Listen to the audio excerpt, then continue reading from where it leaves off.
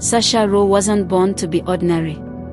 From the moment she could walk, she had a knack for defying expectations. Her father, a stoic accountant, once called her trouble wrapped in beauty. Her mother, a devout homemaker, often whispered prayers that Sasha would settle down and be normal. But Norma was never in the cards. Her childhood in a quiet suburb was marred by secrets. At 16, Sasha experienced a betrayal that would shape the rest of her life. A trusted family friend took advantage of her and harassed her intimately, stealing away what she held dear the most as a young teenage girl. When she tried to tell her parents, they asked her to keep a secret and turn a blind eye because they were too embarrassed and didn't want anyone to learn about what had happened to their daughter. They chose silence over scandal, leaving Sasha to bear the weight of the trauma alone. Sasha kept it to herself and grew with the trauma all by herself. By her early 20s, Sasha had built a career as a journalist, exposing corruption and inequality with her fearless reporting. But beneath her professional veneer was a woman grappling with feelings of powerlessness. A string of failed relationships and an increasing sense of alienation pushed her toward the edge. That's when the idea struck her: if the world insisted on labeling her as a fallen woman, she would embrace the role with defiance. The announcement was calculated. Sasha recorded the video in a dimly lit room, her face illuminated by a single desk lamp. "I'm not asking for approval. I'm not asking for understanding. I'm doing this to reclaim what was stolen from me, my innocence. If the world wants to objectify me, I'll turn the tables. I will sleep with 1,000 men in 24 hours. Let's see what society really thinks about women." The video went viral within hours, sparking outrage, fascination, and endless debate. Sasha remained silent in the days that followed, refusing interviews and ignoring the barrage of messages flooding her phone. Behind the scenes, she employed a team that worked tirelessly. Mela, her lifelong friend, took charge of logistics, reluctantly booking the warehouse and organizing security. Devon, the videographer, set up hidden cameras to capture every angle of the event. Reed, her lawyer, drew up ironclad contracts to shield Sasha from legal repercussions. "Why are you doing this?" Mila asked one night, unable to hide her concern. "You don't have to prove anything to anyone." "I'm not proving anything," Sasha replied. "I'm taking control. For once in my life, I want to feel like I'm the one calling the shots." The warehouse buzzed with anticipation as the first participants arrived. Men of all shapes, sizes, and backgrounds stood in line, clutching their wristbands. Some were there out of curiosity, some out of a desire to be part of this exciting event, and some just wanted to get laid. Sasha greeted the first man with a detached smile.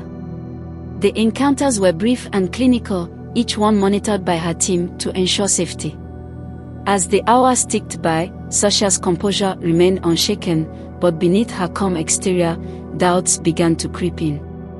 Outside, the scene was chaotic. Protesters waved signs condemning Sasha as immoral, while supporters countered with chants about female empowerment. News vans lined the streets, reporters vying for exclusive angles. Social media exploded with opinions, turning Sasha into both a hero and a villain. By midday, cracks began to appear in the carefully orchestrated plan. A group of masked vigilantes stormed the gates, shouting about protecting societal values. Security managed to hold them back, but the commotion rattled everyone inside. "They are not going to stop," Mila said, pacing the green room. "Let them come," Sasha replied, her tone icy. "I'm not afraid of them." Later, Gregory Kane, a wealthy ex-lover, arrived uninvited. He was a man used to getting what he wanted, and he wasn't ready to let Sasha slip away again. "You're destroying yourself," Gregory said, cornering her in a quiet hallway. "I can give you a way out.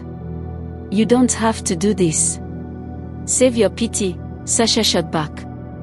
"I'm not doing this for you or anyone else. You never understood that."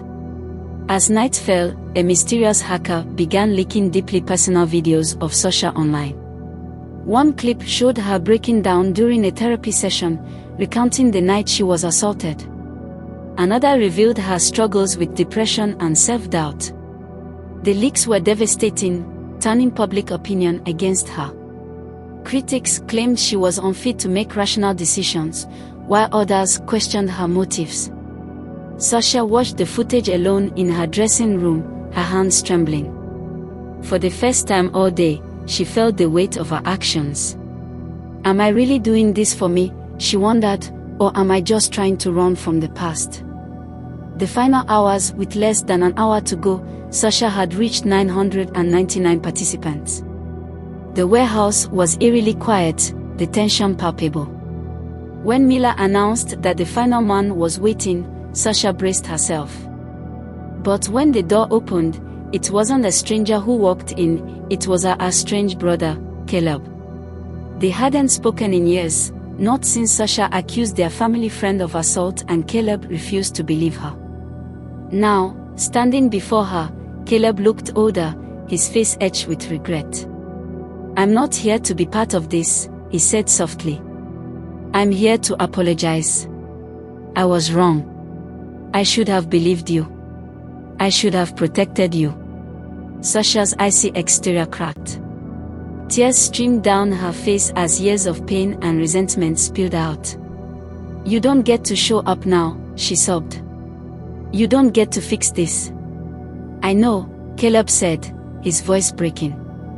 But I'm here anyway. Sasha never completed her mission. The event ended with the cameras capturing her raw, emotional confrontation with Caleb. The footage went viral, sparking conversations about trauma, agency, and redemption. In the weeks that followed, Sasha retreated from the public eye. She issued a statement explaining her motives, acknowledging the complexity of her actions. Some hailed her as a trailblazer, others dismissed her as a damaged woman seeking attention. For Sasha, the labels no longer mattered. She had faced her demons, reclaimed her narrative, and taken the first steps toward healing. Months later, Sasha began work on a documentary about her experience, collaborating with Devon to tell her story in her own words. She reconnected with Caleb, their relationship tentative but hopeful. The world moved on, as it always does, but Sasha's name remained a symbol of defiance, complexity, and the relentless pursuit of self-discovery.